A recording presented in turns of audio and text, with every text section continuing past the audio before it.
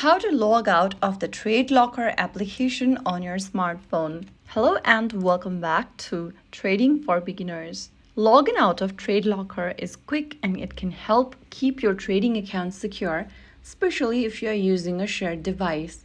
So in order to log out, first of all, launch the TradeLocker app open on your smartphone, and once you're inside, go to the upper right corner and tap on your profile icon. And once you're in this pop-up, you'll see a logout button at the very bottom. Before logging out of your account, remember how you have previously signed up or logged in to your TradeLocker account. You need your credentials, so make sure you have it. And after you do, go ahead and tap the logout button. And in the pop-up, click Continue. And there you have successfully signed out or logged out of the TradeLocker application. So there you have it. If you found the video helpful, don't forget to like, share, and subscribe to our channel. I will be back again in the next video. Stay tuned and thanks for watching.